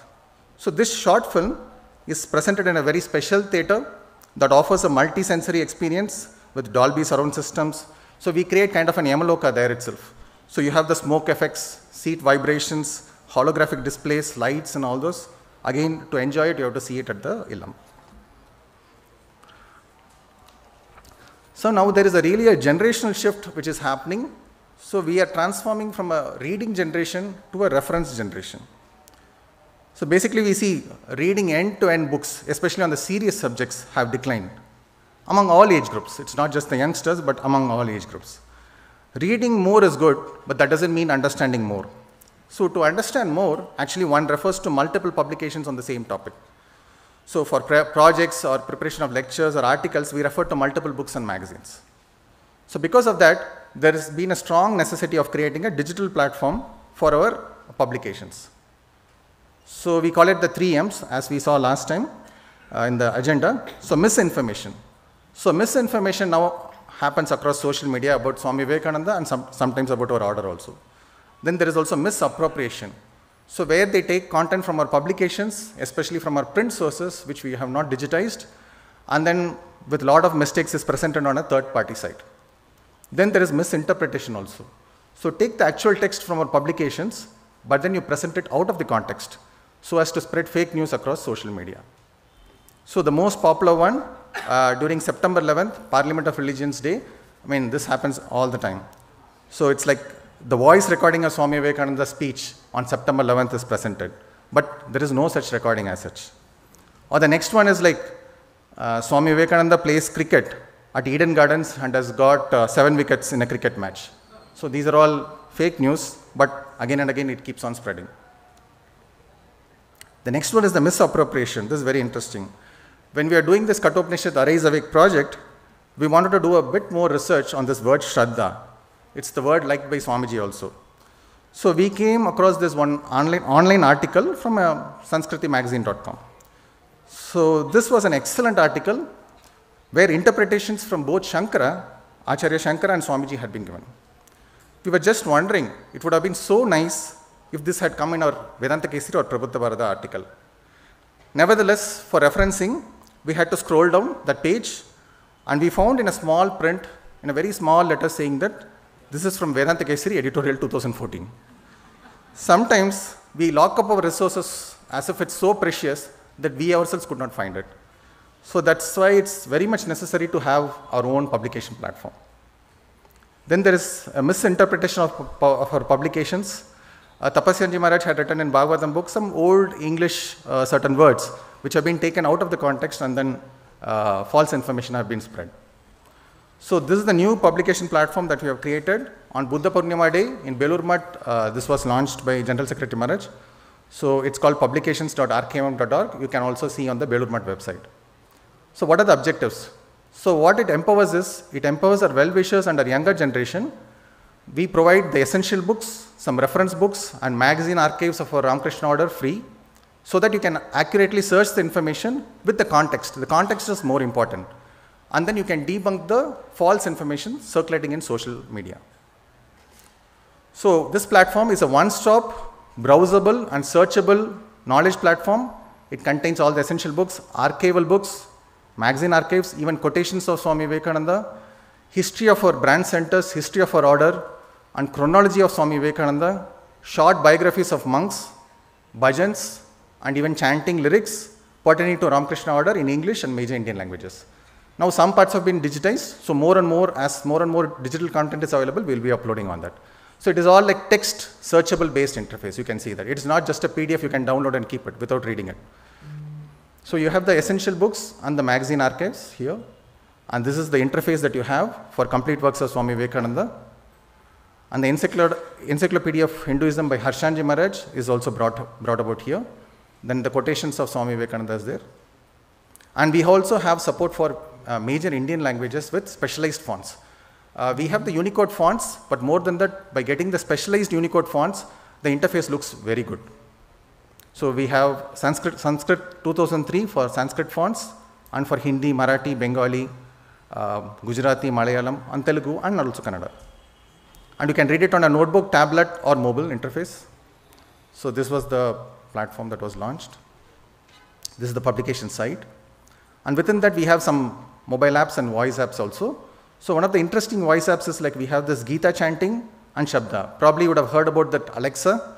So where we ask a question through voice and then it is able to answer. So for Gita chanting, we have done something called Alexa Open Gita Chanting. So once the Gita chanting is open, you can ask like, Alexa, play chapter 4, verse 8. So from Bhagavad Gita, chapter 4 and the verse 8, from Harshanji Maharaj's audio, we'll be able to listen to it. Along with it, an English meaning is also provided. And same thing for Sanskrit Shabdas. So Rama Shabda, Guru Shabda, and all those we are able to get it. Next is the Awake repository. So this is similar to a Quora. In Quora, what happens is the people ask questions and reputed personalities answer it. Here the one difference is we have a huge repository of publications which already has a lot of material. For example, Ranganathanji Maharaj, Tapasyananji, Harshanji Maharaj, and all those are there. So what we do is we take the answers from there and frame the questions. So that almost answers all the majority of the questions that we may ask. So we call it Awake, and awake.rkm.org we have started uploading there. So it's a digital repository of the scriptural and spiritual knowledge derived from Ramakrishna Math and Mission publications in a question answer format.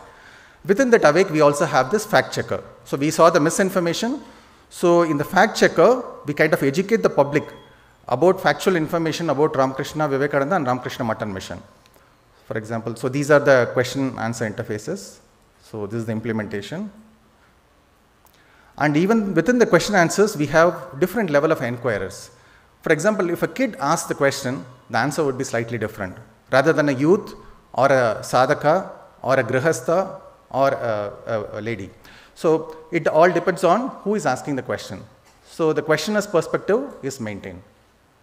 So in the fact checker, you see the question being asked. For example, this voice recording really exists or not.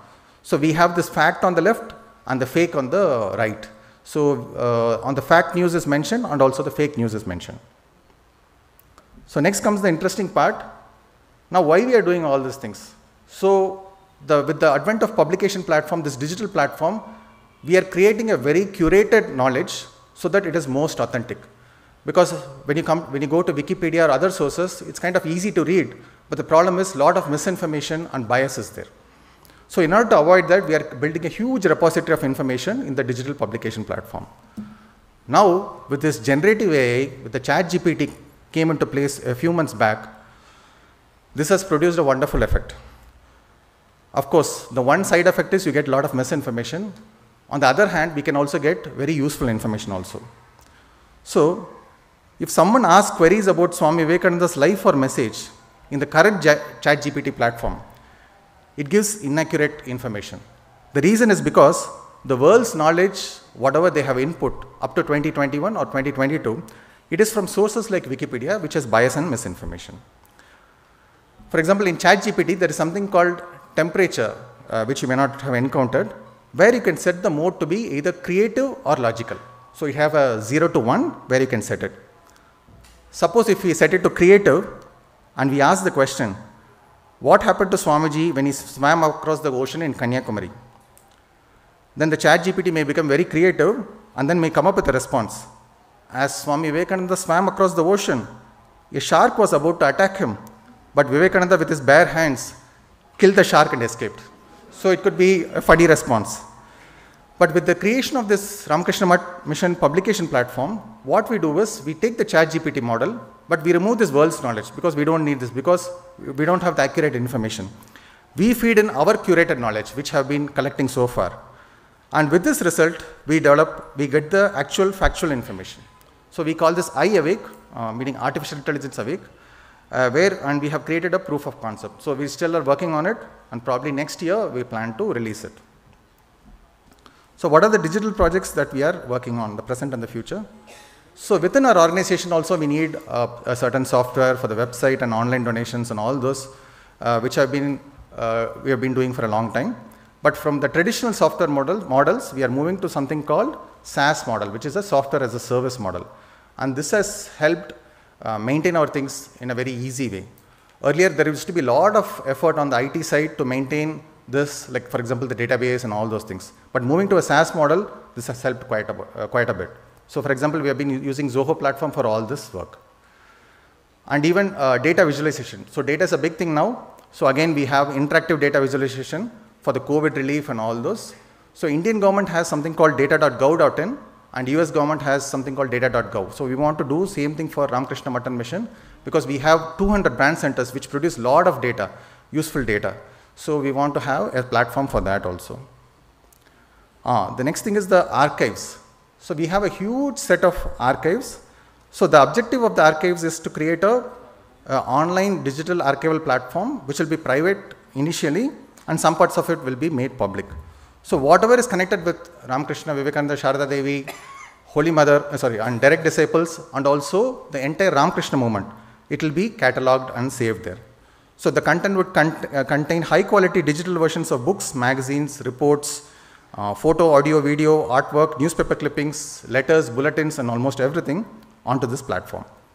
It will also even contain the 3D models. For example, 3D artifacts, 3D statues, digitized in 3D will be saved here.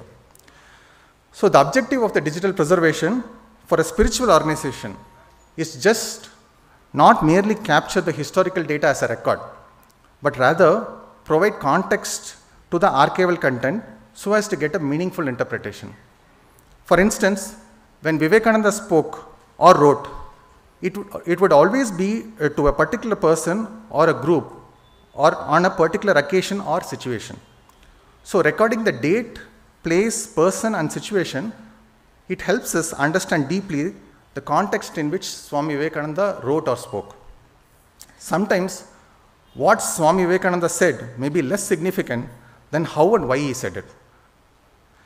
For an organization like Ramakrishna Mutt and Mission, destined to spread Vivekananda's message for a long time, for many years to come, so this archival content is very important since his teachings have to be interpreted in the right context.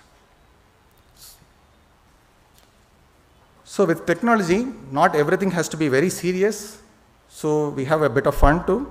So at our mission, we were trying a use case of this 5G and augmented reality. Augmented reality is like a glass which you wear and you can see the real world on top of it, like you get augmented information. So we have a very perennial problem of identifying seniority, especially in a large gathering among monks. So for example, in a heads conference or a monks conference, we go there, we don't know whom to do pranam. So who will be senior and all those things. For example, when one Swamiji wearing an AR glass, if he meets another Swamiji, the AR glass, it has a small camera, so it would take the picture of the person, of the monk, and sends the photo to our RKMM internal network, real time, through 5G high-speed data, and it searches for a match with the monk in the photo directory. We have a photo directory, if a match. So if a match is found, then the monk's name, so sannyasa year, and the branch center is displayed. So the moment you know the sannyasa year, then the junior knows, okay, he has to bow down to the senior. So immediately he does pranam. So this is a very interesting use case that we have done. So this interesting use case actually went on to a serious note, where for dementia, there are much more greater use cases. So we are still working on it. I cannot explain more on this one, but it's a very interesting feature using, it is called AARR, which is recognition, rumination and response using vision AA and generative AA and with AR. So this is an excellent use case for dementia people. Next is the meditation quotient. So meditation has always been very subjective, and we were wondering if the quality of the meditation can be somehow measured objectively a little bit using cognitive neuroscience, of course, with some help from neurophenomenology, because we need the subjective aspects also. So we have read a lot of research papers from PubMed, Nature, Elsevier over the last 20 years, but we find that neuroscience is still in its infancy when it comes to meditation. Since meditation is such a complex phenomenon, even the definition, it's very difficult to have in terms of in the scientific world. So there are varieties of meditation, so it's a challenge to measure the quality. Instead, what we are trying to lean on is, you have the attention markers, which is the focus, concentration, or trying to meditate. Then we have the distraction markers. For example, when we try to meditate, our mind automatically wanders, and then there is also a drowsiness or a sleep onset. So if a person is trying to meditate for 1 hour, usually our mind wanders for 30 minutes, and we are feeling drowsy for another 20 minutes. So we should at least be able to say for sure that we have attempted meditation for 10 minutes, which could be dharana, if not at least dhyana. So it would be very interesting if we can have a wearable with an array of sensors like ear EEG and all those that can really detect the mind wandering and the sleep onset and alert us with a haptic feedback, which can lead to the biofeedback, which could further prevent mind wandering and drowsiness. Recently, there was an interesting research paper from Nature Neuroscience, I think 5-6 days back, where using neural patterns, when combined with language models like this ChatGPT, it could decipher the meaning of our thoughts to a certain extent, because mind reading was impossible in neuroscience earlier. But with this GPT done, they see a greater accuracy there. Of course, there are ill effects with it, but there is also some positives there. So to conclude, now in this AI age, generative AI is becoming a catalyst that enables rapid acceleration in development of various fields. So apart from the computer world, you have this genetics, neuroscience, and various other computational platforms, and it's just the beginning. But it is also a great boon to accessibility. For example, a person with health accessibility, vision accessibility, or cognitive accessibility, imagine a website that reformulates itself for someone who is colorblind, or a site that tailors itself to someone's particular cognitive abilities and styles. So that is something, a great boon for these people. Generative AI seems something like a collective intelligence also. It's a sum total of all our intelligence, because the text that you take, you get or retrieve, the images that you get and retrieve are actually a mashup work done by multiple human minds. So instead of just predicting the doomsday prediction, the saying that, okay, AI will destroy us, or at the other end, mythologizing AI, it's better to accept, okay, it has come now and we have to start exploration. So early exploration of AI required from all stakeholders is very much necessary. So this could be research institutions, educational institutions, government institutions, non-profits, and all those have to go through it. So we have to, so that we can minimize the surprises. So we go through the grind so that because we cannot escape from it. And then there is also a need for transparent AI and explainable AI, which is basically comes from AI ethics. But it is easy to speak, but more needs to be done in action. So in terms of technology, what we strive is, like, we want to have a middle path in the usage of AI technology. But it's not like a middle path is like a straight midpoint line. So it's like sometimes you have to deviate to the left, sometimes you have to deviate to the right. We will make mistakes and all those, but then we'll finally figure out the middle path for ourselves from all these explorations. Yes. Thank you. Yes. Namaste.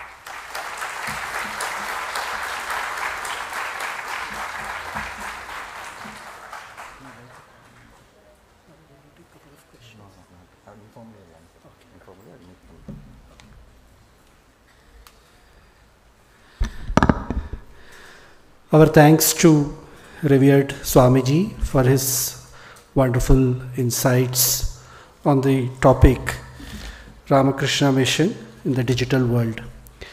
We now break for tea.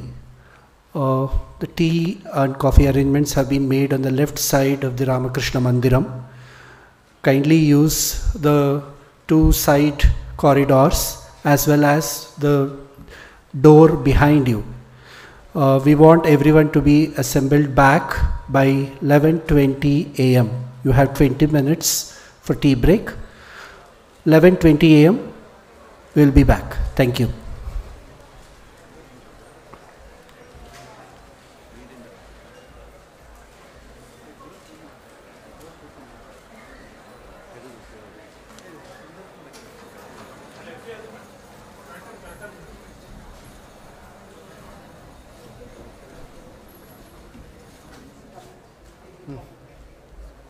And remove this one.